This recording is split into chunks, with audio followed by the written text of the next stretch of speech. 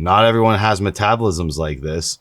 Some people just gain weight easily. Some people don't need to gain as much weight. But when you're 5'11" like Sam, when you're over 5'10" in general, it's a different game of doing much more strenuous bulking to, again, fill out the massive frame. What is up, everyone? It's Russo. I hope everyone is doing well. Today's ASMR sip is 1907water.com. Keep on code Russo. ASMR Spritz Intelligent Elephant H2O. Hear your noises. Alright, today I'm going to be ranting once again about Sam Sulek. Sorry if I mispronounced that name, but there's been a lot of clout videos, so I'm BS clout grab. I'm throwing my hat in the ring to discuss his diet. So everyone's complaining about his diet, all the clout parrots, me being a clout parrot included. I'm going to take a different stance on this based on my experience. So everyone knows I'm a broken record with my peak physique at 23. So that was a very young age to get to 250 pounds with that much separation, especially me being a hard gainer with bad genes for bodybuilding. I overpowered those bad genes and got to such an extreme physique quickly. Obviously steroids and everything played a role, but the real, in my opinion, handicap that stops people from getting the results so quickly is the money for food, as well as the overall intake for food, with someone with a hyper fast metabolism trying to slow it down. Not everyone has metabolisms like this.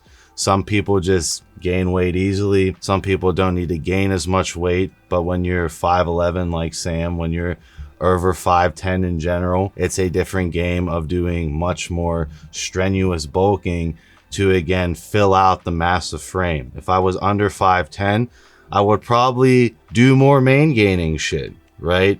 But since I'm 5'11", 5'11 and a half on a good day, and I have tons of friends who are over 6 foot, main gaining doesn't work for us. Main gaining, really, you would not make fast results. If you're on steroids, it makes no sense. I don't get it. You really need to get closer to the stage weight you want to compete at, or your goal weight, right? You got to sit like 40, 45 pounds above where you want to look good at, and then come back down with all the muscle strength and volume of you being kind of fluffy for a bit. You bring that muscle strength volume down to your new found weight, recomp there, and then you get your lean chiseled up look. But that's currently like the hoops I had to jump through. So when I watch Sam's diet, I kind of relate, because I kept running out of calories, and I would do dirty bulking like Sam would do, to a point where if I wanted to get skinnier, despite all the dirty bulking, if I upped my steroid dosages,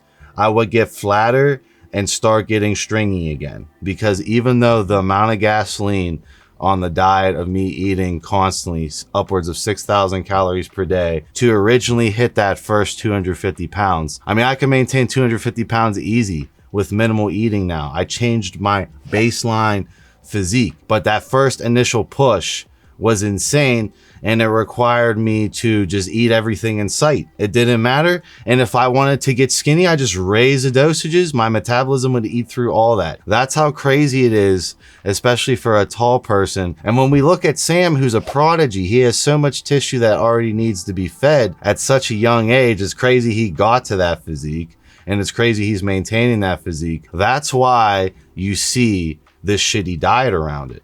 It's not like, if you did a clean food, it'd be disgusting. It would be very hard to do. Like this, like dirty bulking when you're younger is frowned upon. And the reason it's frowned upon is because of digestion issues that will reap their head later in your life. But at the same time, with those hyper fast metabolisms, everyone's doing gear. The gear speeds up your already hyper fast metabolism. You're throwing food in the fire to try and stomp that out. And that's what Sam's doing, and it's hard for people to see that because they don't do that much gear. When you do that much gear, it's like, man, if I'm doing this much fucking gear and I'm risking my health this bad and I'm mutating my body and I'm, fucking up all my biomarkers for the results of this lean tissue that I want to hold for probably 2, 3, 4 decades of my life, I need the food now. I need to make these blasts worth my time and not destroy myself with blasts, linearly main gain on a diet, not really gain that much weight, and then repeat, and need more blasting, essentially. I bet Sam's physique will baseline come out to like how he's going to maintain it around 26 years old. And then he'll refine it in his pro career. So this is the moment, which is really cool to see a prodigy like this. This is the moment you see him building the base. But that's my relationship with, you know, what he's going through, is that I remember, you know, I try to do it all clean. I would go to Costco. I would buy, you know, my fish, my chicken. I'd make it all in pressure cookers. I'd be tracking it all day, blah, blah, blah, blah, blah. I would get smaller. I'd raise my dosages. I wouldn't have enough food. It would go right through me, and my metabolism was hyper fast. I was damaging my health. I wanted to get the results out of it. I started spending tons of money on food, trying to get calories in, calories out, overall gasoline. I already was doing that massive gear cycle. I needed that extreme upwards of 6,000 calories a day type of diet to continue to gain weight while on androgens, which is actually trying to make me lose weight, make me flatter, right? I could have lowered my androgens, but that's the balance. And when you think of Sam's actual cycle, it makes sense why he's eating all that crap. He's trying to fill that out. He's trying to constantly feed glycogen to all that tissue.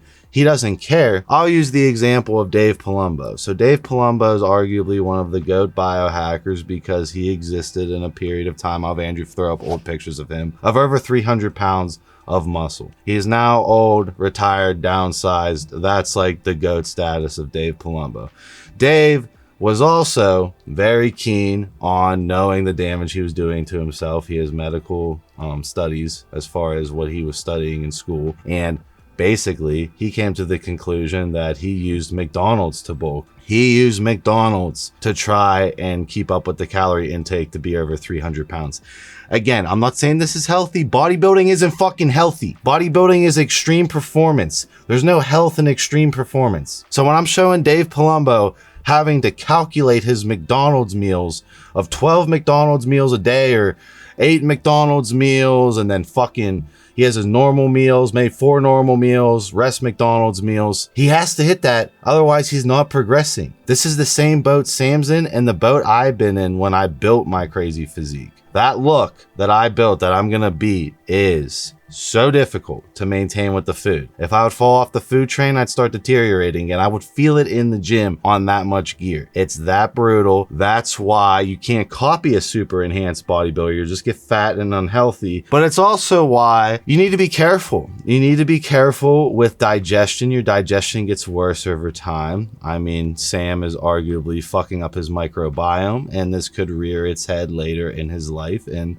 the microbiome is virtually unstudied of all the interactions, right? It's being currently built out in science as we speak, and we find the microbiome extremely important, obviously, for neurotransmitter development, but also extremely important for regulating all these processes that we once thought the microbiome really didn't play that much big of a role. When you're adding in all this garbage food, you're fucking up the microbiome whether you're on steroids or not. Will we like to see Sam switch to cleaner foods? Absolutely. I think when he gets his first prep, he's going to feel the difference it is to eat on all clean food, but the dirty bulk, in my opinion, is necessary to get to the spot he's at, which no other 21-year-old is at. That's why he has all the attention on him.